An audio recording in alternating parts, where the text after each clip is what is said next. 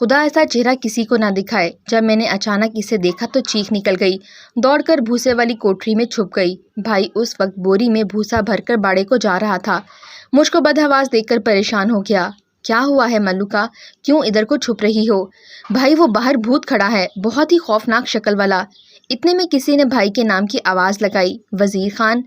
ارے کملی، یہ تو جیرا ہے، میرے بچپن کا دوست، کیا تو اسے پہچانتی نہیں؟ پہچانتی ہوں بھیا، مگر کیا؟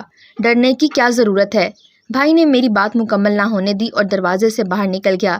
جلنے کے بعد جیرا بھائی سے ملنے پہلی دفعہ آیا تھا اور اس کا نام سن کر میں حیرت زدہ رہ گئی۔ کیا یہ وہی جیرا تھا، ہمارے گاؤں کا سب سے خوبصورت نوجوان؟ اس کو اپنے حسن پر بہت ناز تھا، گاؤں کی گوریاں اس پر مرتی تھیں۔ یہ اتنا بدصورت اور بھیانک شکل کیوں کر ہو گیا؟ قصہ یہ تھا کہ یہ رمضان شریف کا مہینہ تھا، لوگ سحری کے بعد سوتے نہیں تھے۔ اس روز بھی جب فجر کی اذان ہوئی تو نمازی گھروں سے نکل کر مسجد کی جانب رواں دواں ہو گئے۔ اچانک جیرے کے گھر سے دردناک چیخوں کی آوازیں آنے لگیں، جیسے کوئی کسی کا گلا دبا رہا ہو۔ یہ آواز جیرے کی بیوی کی تھی۔ اس کی چیخوں سے اندازہ ہو رہا تھا کہ وہ اس وقت زندگی اور موت کی جدوجہد میں تڑپ رہی ہے۔ بالآخر وہ تڑپتی پھڑکتی زندگی کی بازی ہار گئی اور موت کے بے رحم ہاتھ جیت گئے۔ یہی نہیں، سنگ دل قاتل نے اس کے ساتھ اس کی معصوم ایک ماہ کی بچی کی بھی جان لے لی تھی۔ یہ بات سمجھ سے بالاتر تھی کہ بے گناہ نعیمہ یعنی نمو اور اس کی نوزائیدہ بچی کا کیا جرم تھا۔ گھر میں اکیلا پا کر کسی ظالم نے اس کا گلا کیوں دبا کر ہلاک کر دیا؟ سبھی جانتے تھے کہ جیرا اپنے کزن کی شادی میں دوسرے گاؤں گیا ہوا تھا۔ گھر میں بیوی اور بیٹی کے علاوہ بوڑھی ماں بھی تھی، لیکن جب یہ واقعہ ہوا وہ بوڑھی عورت بے ہوش تھی۔ بہو کی چیخوں کی آواز پر بھی اس کی آنکھ نہ کھلی۔ مائمہ یہ تھا کہ آخر وہ شخص قاتل کون ہو سکتا تھا جس نے نمو کو، ایسی نیک شریف عورت اور اس کی بچی کو اس بے دردی سے موت کے گھاٹ اتارا تھا کہ ان کے خون سے اپنے ہاتھ رنگ لیے۔ 2 سال قبل ہی تو جیرے اور نمو کی شادی ہوئی تھی۔ وہ اس شادی پر راضی نہ تھا، لیکن اس کی بہن نمو کے بھائی سے بہت پہلے ہی بیائی جا چکی تھی اور یہ وٹے سٹے کا سودا تھا، تبھی اس کو والدین کا کہا ماننا پڑا۔ بعد میں جیرے اور نمو کی بن گئی، دونوں امن اور سکون سے رہ رہے تھے۔ ان کے درمیان کوئی ناچاکی نہ تھی اور نہ ہی کوئی مسئلہ۔ نعیمہ ایک غریب مگر شریف دیہاتی گھرانے کی بیٹی تھی۔ وہ گاؤں کے پرائمری اسکول کی ٹیچر کی لڑکی سوتیلی ماں کے ہاتھوں میں پلی بڑی تھی، تبھی شاید وہ شوہر کی خدمت گزار اور وفا شعار تھی۔ یوں بھی اس کی شادی کامیابی کا انحصار اس کی بھاوج اور بھائی پر تھا۔ وہ دونوں بھی خوش و خرم تھے، لہٰذا نمو کوئی جھگڑا پیدا نہ کرتی، مبادا اس کے بھائی اور بھابھی کا گھر اس کی وجہ سے خراب نہ ہو۔ جیرے یا اس کے گھر والوں کو کسی سے کوئی دشمنی بھی نہیں تھی۔ نمو کے میکے والے کا بھی کسی سے کوئی تنازع جھگڑا نہ تھا۔ پھر اس کے قتل ہو جانے کا کیا سبب ہو سکتا تھا اور قاتل کون ہو سکتا تھا؟ یہ بات سمجھ سے بالاتر تھی۔ طرح طرح کے خیالات لوگوں کے ذہنوں میں گھوم رہے تھے۔ بہرحال وقوع پر پولیس پہنچی اور مقدمہ درج ہو گیا۔ تفتیش کے دوران پولیس نے جیرے کو بھی گرفتار کر لیا۔ تبھی گاؤں والے حیران رہ گئے۔ جیرا تو ایسا نہ تھا، وہ امن پسند تھا، اس کا بیوی سے بھی کوئی جھگڑا نہ تھا، تو پھر وہ کیوں اپنی بیوی اور بچے کے قتل کے الزام میں گرفتار کر لیا گیا تھا؟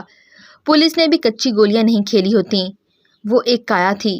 جیرے کے 2-4 تھپڑ لگے، چھتر لگے تو اس نے اعتراف کر لیا کہ اس نے اپنی بیوی اور بچی کا قتل کیا ہے، کیونکہ ان کا وجود اس کی خوشیوں کی راہ میں رکاوٹ بن گیا تھا۔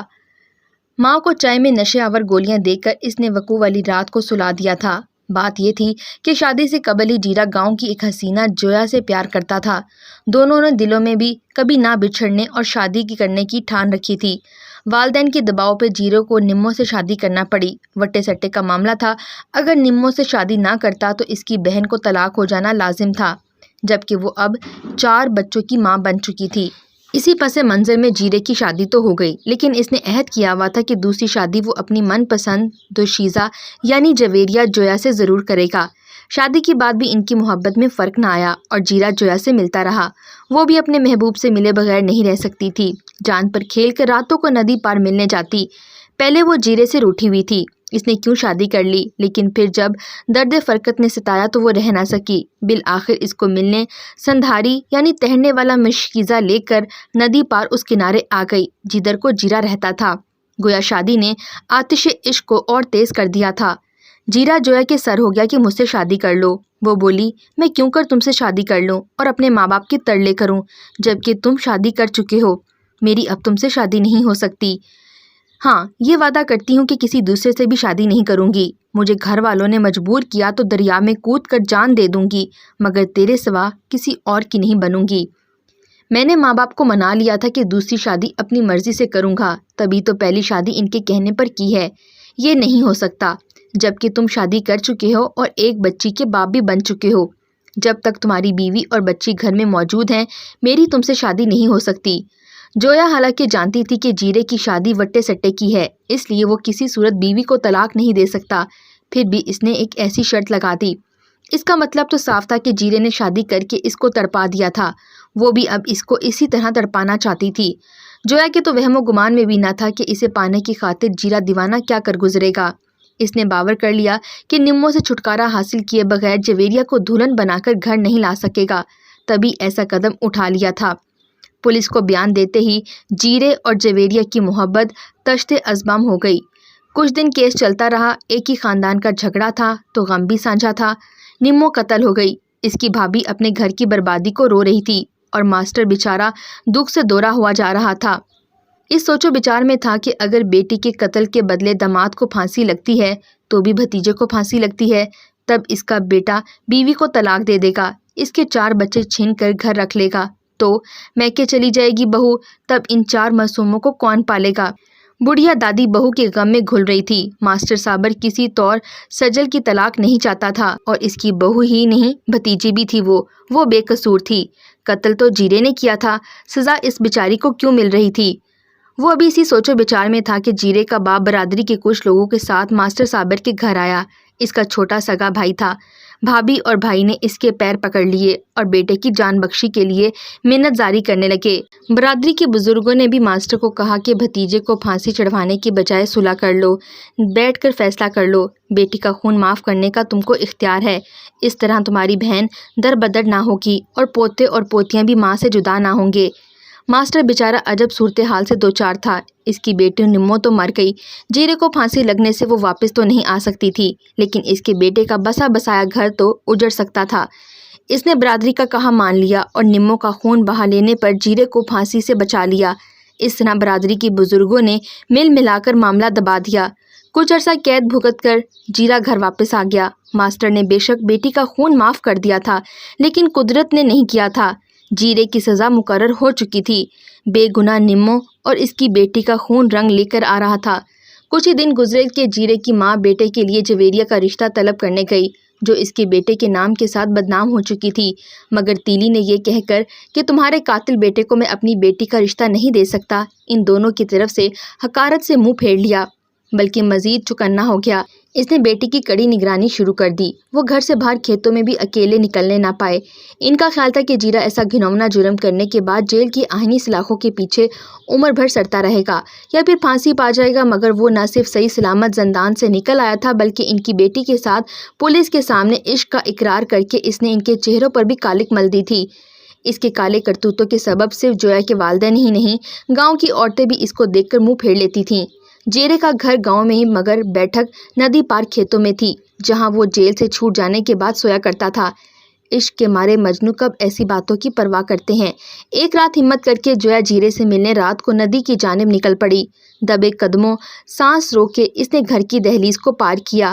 کانوں کی بالیوں کے سوا سارے زیور اتار کے رکھ دیے کہ اس کے گھنگنوں ہنسلی پازیب میں چاندی کے گھنگرو چھن چھن بولتے ہیں۔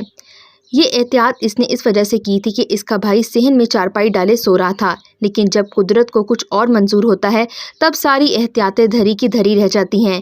وہ دہلیز تو بنا آہٹ کے پار کر گئی، لیکن اس کے بھائی کی چھٹی حس جاگ رہی تھی۔ ابھی اس نے آدھا کھیت پار ہی کیا تھا کہ سجاول کی آنکھ کھل گئی۔ گھر کا چکر لگایا، اس کمرے میں بھی جھانکا جہاں جویا چارپائی پہ پڑی تھی۔ وہ کمرے میں بھی نہ تھی، صحن میں بھی نہ تھی اور نہ ہی برآمدے میں۔ دیہات کے کمروں میں لیٹرین وغیرہ نہیں ہوتے تھے تو گمان ہوتا تھا کہ وہ وہاں ہوگی۔ پلٹ کر سجاول دروازے کی طرف گیا۔ ڈیوڑی سے ادھر در بھیڑا ہوا تھا مگر کنڈی نہیں لگی ہوئی تھی، گویا جویا گھر کی دہلیز پار کرتے وقت پٹ بھیڑ کر چلی گئی تھی۔ وہ سائے کی مانند اس کے پیچھے نکل پڑا۔ پٹ گنڈیاں اور نالے پھلانگتی وہ رات کی تاریکی میں ندی کی جانب جا رہی تھی۔ مشکیزے پر لیٹ کر وہ ندی پار اترنے کا فن جانتی تھی، لیکن سنجاول کو سندھاری کی بھی ضرورت نہ تھی۔ بغیر مشکیزے اس کے پیچھے وہ منٹوں میں تیرتا ہوا ندی پار کر گیا۔ جویا رات کی تاریکی میں محبوب سے ملنے کو چلی جا رہی تھی۔ اس کو گمان بھی نہ ہوا کہ اس کا بھائی موت کا فرشتہ بن کر اس کے تعاقب میں چلا آ رہا ہے۔ ندی اگرچہ چھوٹی سی تھی پر پھر بھی پانی میں اترنے سے کپڑے تو بھیگے تھے، اور بھیگے کپڑوں کے ساتھ جیرے کی بیٹھک تک پہنچی تو خنکی جسم میں اتر چکی تھی اور اسے کپ کپی لگی ہوئی تھی۔ بیٹھک میں دیا جل رہا تھا، جس کا مطلب تھا کہ وہ ابھی تک اس کا انتظار کر رہا ہے۔ وہ اس ایک کمرے کی بیٹھک میں اکیلا جاگ رہا تھا۔ جویا نے دروازہ بجایا۔ اس دستک کو وہ پہچانتا تھا۔ فوراً در کھولا اور وہ بیٹھک میں چلی گئی۔ جیرے سے کہا کہ ندی کا پانی بہت ٹھنڈا تھا، مجھ کو سردی لگ رہی ہے، مجھ کو خشک کپڑے دو۔ ان کو خبر نہ تھی کہ سجاول بیٹھک تک پہنچ چکا ہے اور در پر کان رکھے ہوئے ان کی باتیں سن رہا ہے۔ جوش جذبات میں آ کر اس نے گھر سے کوئی ہتھیار بھی نہیں اٹھایا تھا۔ جیب میں صرف ایک ماچس کی ڈبیا تھی، کیونکہ وہ بیڑی پیتا تھا، تاہم اس کے اندر تو بھون بھڑک رہا تھا۔ بیٹھک کا در اندر سے بند تھا۔ وہاں اس کی بہن ایک غیر مرد کے ساتھ تھی۔ اس کا خون کھول اٹھا اور جسم و جان غصے کی بھٹی میں سلگنے لگے۔ اس نے اپنے کھیسے میں ہاتھ ڈالا، ماچس کی ڈبیا نکالی اور ایک لمحے کی تاخیر کے بغیر پاگل جنونی کی طرح جیرے کی بیٹھک کو آگ لگا دی۔ بیٹھک لکڑی کی بنی ہوئی تھی۔ جیرے نے کھڑکی اور دروازے کے باہر سے لگی کنڈیوں کی زنجیریں بھی چڑھا دی تھیں۔ بیٹھک کی دیوار کے ساتھ کپاس کی سوکھی لکڑیوں کے ڈھیر رکھے ہوئے تھے۔ تبھی آگ نے تیزی سے ان کو گھیر لیا۔ جانوروں کے چارے کے لیے خشک گھاس کے منو من ڈھیر بندھے ہوئے تھے۔ آگ نے ان کو بھی کھینچ کر جیرے کی بیٹھک کو جہنم بنا دیا۔ اس خشک چارے نے آگ پکڑ لی تو شعلے آسمان سے باتیں کرنے لگے۔ جب چاروں طرف سے بھوسے نے آگ پکڑ لی، لکڑی کا انگارہ چھت راکھ بن گئی۔ جویا کے لباس کا ایک تار نہ بچا۔